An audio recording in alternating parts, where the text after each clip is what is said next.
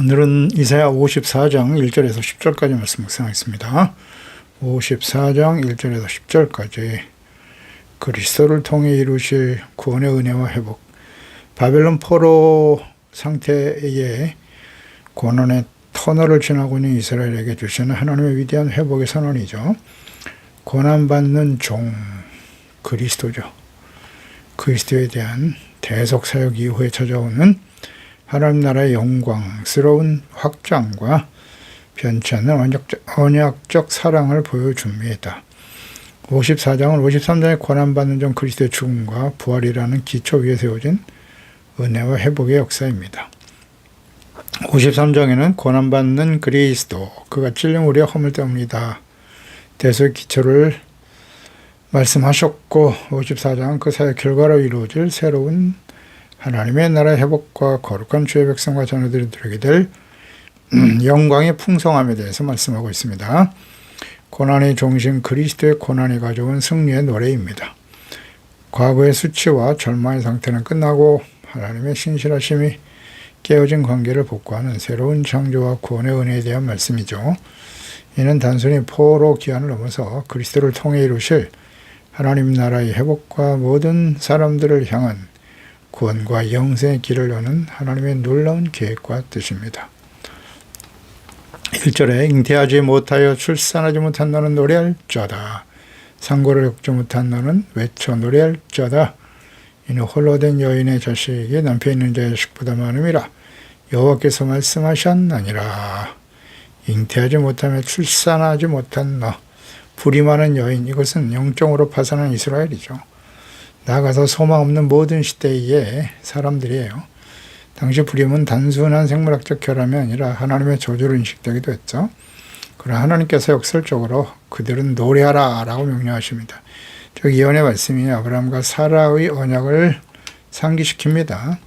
인간의 가능성이 전혀 없는 상태에서 하나님의 초자연적인 기적과 구원의 역사가 이루어질 것임을 의미하는 것이죠. 홀로 된 여인의 자식이 남편 있는 자의 자식보다 많다. 포로 생활하며 고통받고 있는 이스라엘이 남편 있는 자, 과거 외형적인 하나님의 성전도 있었고 나라의 모습을 가지고 있었던 이스라엘보다 더 많은 자녀를 갖게 될 것이라는 겁니다. 포로 이전보다 포로 후, 즉 고난과 연단의 징계의 심판의 시절을 지난 이후가 더욱더 번성하게 될 것이라는 말씀이죠. 이는 예수 그리스도를 보내주시고 십자가 죽으심과 부활의 복음을 믿음으로 구원받게 될 주의 자녀들이 옛 언약, 즉 아브라함과의 언약의 근거한 이스라엘 백성들보다 훨씬 더 많아질 것이다 라는 예언의 말씀이기도 하죠. 이 예언의 말씀은 초대교회 당시에는 성취가 불가능해 보였죠. 로마가 예수 그리스도 앞에 무릎을 꿇게 되고 이 복음이 로마를 통해서 전 세계에 확장되면서 성취됩니다. 오늘날 정통 유대인들의 인구는 대략 한 800만 정도 된다고 하죠. 기독교인들은 캐톨릭을 포함해서 전 세계 26억 4천만 명, 32% 정도 되지요. 그 중에 개신교만 따지면 한 6억 2천만 정도 된다고 하죠. 엄청난 부흥이 일어나게 된 거예요. 이 말씀 그대로 성취된 거죠. 말씀대로 성취되었습니다. 아이를 낳을 수 없는 절망적인 여인과 같이 고난과 위기와 절망 속에 있을 때 내 힘으로는 아무것도 할 수 없는 진퇴양난의 위기를 마주할 때 그때가 바로 하나님 앞에 겸손해짐으로써 하나님의 놀라운 구원과 영광을 볼 수 있는 기회가 되는 것입니다. 2절 내 장막들을 넓히며 내 초소의 휘장을 아끼지 말고 널리 펴되 너의 줄을 길게 하며 너의 말뚝을 견고히 할지어다. 여기에 주목해야 할 것은 세 가지 동사죠. 장막을 넓혀라, 초소의 휘장을 펴라, 너의 말뚝을 견고히 하라. 장막을 넓히는 것은 그만큼 나라가 크게 확장될 것이다 라는 의미고요. 말뚝을 견고히 하라, 기초를 견실하게 한다는 뜻이겠죠. 그러니까 이스라엘이 바벨론에서 연단을 마치고 다시 돌아올 때 해야 할 일은 뭐냐. 하나님 나라의 회복과 부흥은 단순히 양적인 팽창만이 아니라 하나님의 말씀을 듣고 믿어 순종하는 견고한, 하나님을 경외하는 견고한 뿌리가 동반되어야 한다. 근거가 확실히 세워져야 한다는 거죠. 이 말씀은 성경적 명령이기도 하죠. 이스라엘이라고 하는 좁은 울타리를 넘어서 이제 온 열방을 품으시는 하나님의 뜻을 깨닫고 준비하라는 것입니다. 이는 궁극적으로 그리스도를 보내주심으로 이루실 하나님의 나라의 확장을 예언하신 말씀입니다. 복음이 이스라엘을 넘어서 이방 모든 나라 민족에 전파될 것이고 이를 위해 부름받은 이스라엘과 교회에게 주어진 사명이죠. 이 사명이 무엇이뇨? 예수님께서 마지막 부활 승천하시기 직전에 마태복음 28장 19절 이해하잖아요. 그러므로 너희는 가서 모든 민족을 제자로 삼아 아버지와 아들과 성령의 이름으로 세례를 베풀고 내가 너에게 분반 모든 것을 가르쳐 지키게 하라. 볼지어다 내가 세상 끝날까지 너희와 항상 함께 있으리라 하시니라. 마가복음 16장 15절에도 또 이르시되 너희는 온 천하에 다니며 만민에게 복음을 전파라고 말씀하셨습니다. 3절에 이는 네가 좌우로 퍼지며 내 자손은 열방을 얻으며 황폐한 성읍들을 사람 살 곳이 되게 할 것이다. 좌우로 퍼진다. 동서남북 어느 방향을 가릴 것 없이 폭발적으로 퍼지게 될 것이다. 확장된다는 뜻인데요. 이 퍼지다 히브리의 파라츠는 터지듯 번성한다 이런 뜻이에요. 번성한다. 물론 이는 영태 확장 혹은 단순한 인구의 폭발이기보다는 하나님 나라의 확장과 하나님을 믿고 구원받는 자들이 폭발적으로 증가하게 될 것이다 라는 예언의 말씀이죠. 황폐한 성읍들 북이스라엘과 유다가 교만과 안악함으로 하나님을 거부하고 우상을 선택한 결과 이방 나라들에 의해 멸망을 당하게 된 예루살렘과 성읍들이 회복되어 크게 번성하게 될 것이고 사람이 살 수 있는 곳으로 회복될 것임을 말씀하십니다. 이는 역사적으로 볼 때 예루살렘으로 다시 돌아오는 이스라엘이 실제로 이렇게 영적 크게 확장된 일은 없습니다. 따라서 이는 궁극적으로 그리스도를 보내주시고 십자가에 죽으신과 부활을 통해 이 복음이 온 세상에 전파되어 구원받는 주의 자녀들 그리스도 안에서 이방인들이 하나님 나라의 상속자가 되는 영적 부흥과 복음의 확산을 의미하는 예언의 말씀이죠. 그러니까 황폐한 성읍이 사람 살 곳이 된다라는 의미는 그리스도의 복음이 전파되는 곳마다 의로움, 거룩함, 구원과 생명, 회복, 이어서 경제적인 회복까지도 사회적으로 안정이 이루어지게 될 것이다 라는 말씀이고요. 실제로 역사 속에 확인됩니다. 복음이 전파되는 곳마다 나라가 견고해지고 또 경제적으로 크게 부흥하는 그런 나라들이 되었음을 우리 조국 대한민국을 통해서도 확인할 수 있지 않습니까? 예, 복음이 들어오면서 우리나라가 얼마나 크게 경제적으로도 성장하게 되었는가를 볼 수 있어요. 복음을 통한 하나님의 나라의 회복, 로마서 14장 17절이죠. 하나님의 나라는 먹는 것과 마시는 것이 아니고 성령 안에 있는 의와 평강과 희락이다. 예, 복음은 하나님의 나라의 회복은 평강과 기쁨으로 찾아와요. 4절에 두려워하지 말라 내가 수치를 당하지 아니하리라. 놀라지 말라 내가 부끄러움을 보지 아니하리라. 내가 네 젊었을 때의 수치를 잊겠고 과부 때의 치욕을 다시 기억함이 없으리라. 두려워하지 말라 청년의 때의 수치를 잊겠다. 이게 청년의 때라고 하는 이것은 아브라함과 이삭, 야곱, 요셉과 모세, 다윗과 또 왕정시대와 이스라엘 역사 전반에 걸쳐 신실하지 못하고 하나님을 반역하고 교만했던 완악한 이스라엘의 죄악으로 인해서 저로 인한 어떤 심판의 시간, 연단의 시간이겠죠. 장차 이스라엘이 마주할 백성의 중다함, 크게 번성하고 영광의 찬란함은 그 수욕의 역사를 잊을 만한 놀라운 부흥과 회복이 될 것이다 라는 말씀이고요. 물론 이 구절의 완성은 예수님의 조림과 재림을 통해서 이루어질 것입니다. 이스라엘은 역사 속에서 바벨론 포로에서 돌아온 이후에도 여러 차례 외적의 침입 및과 그로 인한 수치의 역사를 재차 겪고 있었죠. 과부 때의 치욕이다. 하나님을 버리고 우상을 선택한 결과 이방인들에게 침탈과 수치를 당하는 일들이죠. 이것이 다시 기억되지 않을 것이다. 그러니까 이스라엘의 과거는 실패와 우상 숭배 그리고 포로됨의 수치로 음철되었지만 그들이 다시 예루살렘으로 돌아올 때는 놀라운 변화죠. 예레미야 31장 23절 이하에도 약속하셨죠. 만군의 여호와 이스라엘의 하나님께서 이와 같이 말씀하시니라. 내가 그 사로잡힌 자를 돌아오게 할 때에 바벨론에서 돌아온단 말이죠.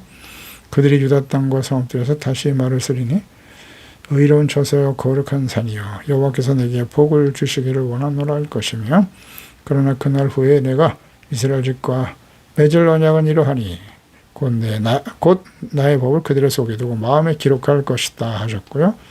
나는 그들의 하나님이 되고 그들은 내 백성이 될 것이다. 변함없는 하나님의 뜻이죠. 그들이 다시는 각기 이웃과 형제를 가르쳐 이르기를 너는 여호와를 알라 하지 아니하리냐. 이는 작은 자부터 큰 자까지 다 나를 알기 때문이다. 하나님을 아는 역사가 일어난다는 거죠. 내가 그들의 악행을 사하고 보세요.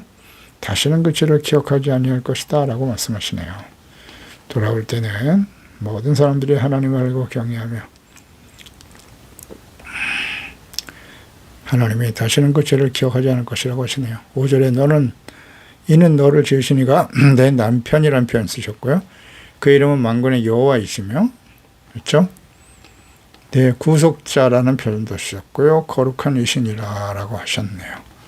온 땅의 하나님이라 일컬음을 받으실 것이다. 하나님과의 언약의 백성들과의 관계죠. 나는 너를 창조하신 하나님, 창조의 하나님께서 남편이 되신다. 만군의 여호와, 구속자. 그러니까 이스라엘 택하신 주의 백성들이 남편과 아내 관계를 설명하시죠. 이는 그리스도께서 신랑이 되시고 그리스도인들을 신부로, 교회를 신부로 말씀하신 것과 같죠. 종종 그렇게 비유로 말씀하셨어요. 예수님이 다시 오실 것을 비유로 말씀하시면서 마태복음 25장 1절이죠. 천국 마치 등을 들고 신랑을 맞으러 나가는 처녀 같다. 이 신랑은 예수 그리스도의 다시 오심을 말하는 거죠. 다시 오실 그리스도가 신랑입니다. 교회는 그리스도는 신부다. 계시록 21장 9절에도 보면 7 대접을 가지고 마지막 7 재앙을 담은 7 천사 중 하나가 나와서 내게 말하 이르되 이리 오라. 내가 신부 곧 어린 양의 아내를 내게 보이리라. 아내가 남편을 사랑하고 걱정하며 정결을 생명처럼 지켜야 하듯 하나님께 정결하고 거룩한 아내로서 만군의 여호와 하나님 거룩하신 하나님의 영광을 모든 민족에게 증거해야 하는 것이 그리스도인들의 사명이죠. 창조주, 남편, 구속자, 거룩하신 하나님께서 보내실 그리스도의 복음이 모든 민족에게 전파되어 하나님께서 이스라엘만의 하나님이 아니라 온 땅 모든 민족의 하나님으로 증거될 것이다 라는 말씀이죠. 6절에 여호와께서 너를 부르시되 마치 버림을 받아 마음에 근심하는 아내 곧 어릴 때 아내가 되었다가 버림을 받은 자에게 함과 같이 하실 것이다. 네, 하나님께서 말씀하셨느니라. 하나님이 부르시되, 하나님이 이스라엘과 관계를 회복하실 때 남편인 하나님께 부정과 음란을 행하는 신실하지 못한 아내를 남편의 용서로 다시 받아들여 주는 것과 같이 부르실 거라는 거예요. 회복시켜 주실 것이라는 말씀이죠. 이는 마치 호세아 선지자에게 하나님께서 결혼하라고 명령하신 고멜, 음탕한 여인이죠. 반복적으로 집을 나가 음행을 일삼았지만 또 그를 아내로 받아들여 용서하라고 하신 것과 같이 끊임없이 거룩한 남편이신 하나님을 버리고 우상을 섬겼던 패역한 이스라엘의 모습, 그래도 하나님은 또 참으시고 회복시켜 주십니다. 하나님께서 하나님을 버리고 우상을 섬기는 패역한 죄 백성들이지만 연단을 통해서 회복시켜 다시 아내로 삼으시는 여전히 변하지 않는 영원한 사랑을 보여주십니다. 이는 감상적 위로가 아니라 언약을 깨뜨린 이스라엘, 하나님의 말씀을 버리고 악을 향해 달려가는 오늘날 자녀들인 우리들이지만 오래 참으시고 용서해 주시고 회복시켜 주시는 하나님, 그리스도로 십자가 되어 주시기까지 사랑하신 하나님의 사랑을 보여줍니다. 예수님께 목숨을 버릴지라도 결코 자신은 부인하지 않겠다고, 배신하지 않을 것이라고 큰 소리를 쳤던 베드로, 예수님을 3번이나 저주하며 맹세까지 하며 부인했어요. 그 베드로에게 벌하신 예수님이 찾아오셨죠. 요한복음 21장 15절, 그들이 조반 먹은 후에 예수께서 시몬 베드로에게 이르시되 요한의 아들 시몬아, 내가 이 사람들보다 나를 더 사랑하느냐 하시니 이르되 주님 그러하이다. 내가 주님을 사랑하는 줄 주님께서 하시나이다. 2번째, 3번째 물으셨죠. 요한의 아들 시몬아, 내가 너를 사랑하느냐? 내 양을 먹이라, 내 양을 쳐라. 그렇습니다. 예수께서 3번이나 예수님을 저주한 맹세했던 베드로에게 오셔서 나를 사랑하느냐 3번 물으시고 회복시켜 주시죠. 7절에 내가 잠시 너를 버렸으나 큰 공유로 너를 모을 것이요 내가 넘치는 진노로 내 얼굴을 내게서 잠시 가렸으나 잠시 가리셨대요. 잠시라는 표현을 쓰시네요. 영원한 자비로 너를 긍휼히 여길 거야. 내 구속자 여호와께서 말씀하셨느니라. 잠시와 영원으로 대조하여 말씀하셨어요. 하나님의 진노는 순간이다. 순간. 하지만 그분의 자비는 영원하시다. 10편 30편 5절에도 그의 노염은 잠깐이요 그의 은총은 평생이로다. 저녁에는 울음이 깃들릴지라도 아침에는 기쁨이 올 거라고 증거하고 있죠. 주의 자녀들을 연단하시기 위해서 허락하시는 고난과 환난 시련들은 잠시이지만 그 이후에 회복될 영광은 영원한 것입니다. 고린도 후서 4장 17절 18절 우리가 잠시 받는 환난에 경한 것이 지극히 크고 영원한 영광에 중한 것을 우리에게 이루게 하심이니라. 우리가 주목하는 것은 보이는 것이 아니요 보이지 않는 것이니 보이는 것은 잠깐이고 보이지 않는 것은 영원함이로다. 아멘입니다. 영원한 것을 위해서 잠시 고난과 시련을 허락하신 하나님이시죠. 구속자이신 하나님께서 큰 긍휼로 너를 모으실 것이다. 영원한 자비로 너를 긍휼히 여기리라. 아멘입니다. 하나님께서 허락하신 연단과 고난의 시간 잠시 잠깐입니다. 70년의 바벨론 포로 생활이 결코 짧은 시간은 아니지만 하나님의 나라의 거룩한 백성이 되어 영원히 다스림을 받게 될 하나님의 나라에 비교하면 순간이 지나지 않죠. 예, 그렇습니다. 우리가 장차 누리게 될 영원한 천국에서의 영원한 삶에 비교해 보면 우리의 주어진 인생 잠시 잠깐입니다. 큰 긍휼과 영원한 자비로 긍휼히 여기시는 하나님, 하나님의 사랑과 긍휼이 잘 나타내는 곳이 바로 십자가입니다. 죄와 영원한 사망에 처해 절망적인 사람들에게 그리스도를 십자가에서 대속제물로 삼아 구원하심으로 영원한 하나님의 나라를 유업으로 받게 하시는 하나님이십니다. 디도서 3장 4절이야죠. 우리 주 하나님의 자비와 사람 사랑하심이 나타날 때 우리를 구원하실 때 우리가 행하신 바 이로운 행위로 말미암지 아니하고 그랬어요. 오직 그의 긍휼하심을 따라 중생의 시선과 성령의 새롭게 하심으로 하셨나니. 아멘입니다. 우리로 그의 은혜를 심히 보이롭다 하심을 얻어 영생의 소망을 따라 상속자가 되게 하려 하심이니라. 놀라운 은혜죠. 사랑과 긍휼하심을 따라 우리를 거듭나게 하신 것입니다. 9절에 이는 내가 노아의 홍수와 같도다. 내가 따시는 노아의 홍수로 땅에 범람하지 못하게 하리라. 맹세한 것 같이 내가 네게 도하지 아니하며 너를 책망하지 아니하기로 맹세하였노라. 하나님께서는 바벨론을 위해 심판하시고 회복시켜 다시 돌아오게 될 죄 백성들에게 노아에게 주신 약속을 상기시키시면서 다시는 이스라엘을 징벌하지 않을 것이다 라고 약속하고 계시네요. 하나님께서 노아 시대에 회역한 사람들을 심판하시고 새로운 세상을 여시며 주신 약속이 창세기 8장 20절이야죠. 노아가 여호와께 제단을 쌓고 모든 정결한 짐승과 모든 정결한 새 중에 제물을 취하여 번제로 제단을 드렸다. 1년 가까이 홍수로 인해서 방주에 살던 노아가 하나님이 물을 다 땅에서 제하시고 가장 먼저 나와서 번제를 드렸어요. 여호와께서 그 향기를 받으셨죠.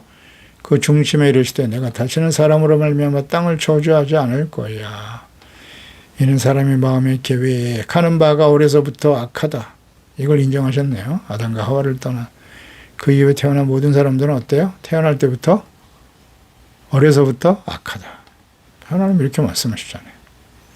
내가 전에 행하던 것 같이 모든 생물을 다시 멸하지 아니하려니 땅이 있을 동안에는 심음과 거둠과 추위와 더위, 여름과 겨울, 낮과 밤이 쉬지 않을 것이다. 이 말씀을 지금도 이루고 계시는 거예요. 절대 이것은 변하지 않죠. 하나님께서는 사람의 마음의 생각이 어려서부터 악하기 때문에 물로 멸망시키지 않으시겠다라고 말씀하시네요. 노아에게 주셨던 약속은 분명하게 인간의 죄성과 깊은 관계가 있는 거예요. 아담과 하와 이후 태어난 모든 사람들은 죄 가운데 태어나서 죄 가운데 살다가 영원히 버려져야 될 절망적인 존재가 되어버렸어요. 근데 이러한 인생들에 대해서 반복해서 대홍수 같은 저주를 내리신다면 이 땅과 인생들은 잠시도 견딜 수가 없겠죠. 그래서 인류 전체에 대한 물 심판과 같은 일은 다시는 없다 라고 말씀하셨습니다. 따라서 인간의 죄성과 하나님은 공의의 하나님이시기 때문에 인간의 죄를 결코 용납하실 수 없는 거예요. 없습니다. 그래서 범죄에도 불구하고 이스라엘은 다시는 징벌하지 않겠다고 약속을 하셨는데, 그 이유는 하나님께서 53장에서 그리스도를 보내주심으로 온유의 죄악을 짊어지시고 저주와 심판을 받게 하심으로써 영원한 자비와 공의를 베풀어 주실 것이기 때문에 이루어질 약속이죠. 영원한 약속. 그러니까 십자가 대속원들을 믿는 자들에게 심판에서 구원하시는 것입니다. 10절에 산들이 떠나면 언덕들을 옮겨질지라도 나의 자비는 내게서 떠나지 아니하며, 그렇습니다. 천지 만물이 변해도 나의 자비는 너에게서 떠나지 않는다. 이 얼마나 놀라운 큰 은혜입니까? 나의 화평의 언약은 흔들리지 않을 것이다. 너를 긍휼히 여기시는 여호와께서 말씀하셨나니라. 아멘입니다. 주의 백성들을 향한, 예수 그리스도 안에서 구원받은 우리를 향한 하나님의 자비와 긍휼과 사랑은 절대 변하지 않는다. 그리스도의 십자가 대속으로 구원하시고 의롭다함을 얻게 하신 주님, 그래서 우리의 모든 죄를 사하시고 하나님과 화목하게 하시며 하나님의 그 화평의 언약, 이것은 절대 변하지 않는다. 그렇기 때문에 우리는 마지막 순간까지 주님 앞에 오시는 그날, 혹은 우리가 개인적으로 주님 앞에 서는 그날까지 화평의 언약을 지켜가야 돼요. 화평의 언약은 늘 말씀 앞에서 우리의 죄를 깨닫고 십자가에 흘리신 것 보혈로 깨끗하게 씻음 받아서 하나님과 화목하며 또 화목케 하는 자가 되어서 하나님의 아들들로 살아가는 저희들이 되어야 할 것입니다. 기도하겠습니다. 하나님 아버지, 오늘도 주의 말씀을 통해서 하나님이 그리스도를 보내심으로 이루실 구원과 구원받은 하나님의 자녀들을 향한 하나님의 계획과 뜻이 어떠하신지를 잘 보여주십니다. 그리스도를 보내심으로 이루실 하나님의 은혜의 역사, 이것은 이제 그 이전보다도 이스라엘이 더 크게 확장될 것이다. 이것은 이스라엘 나라가 커지고 번성하고 민족들의 수가 늘어난다는 것이기보다는 하나님께서 보내실 그리스도의 십자가의 죽으심과 부활을 통해서 이루신 구원의 완성, 또 복음을 통해서 온 세계 모든 민족에게 전파되고 증거될 것이며, 오늘날 우리가 그의 증거가 아니겠습니까? 이방인 중에 이방인인 우리들이 예수 그리스도를 믿고 구원받아 하나님의 자녀가 되었고, 이제는 수십억의 사람들이 예수 그리스도를 믿고 구원받는 역사가 일어나게 되었나이다.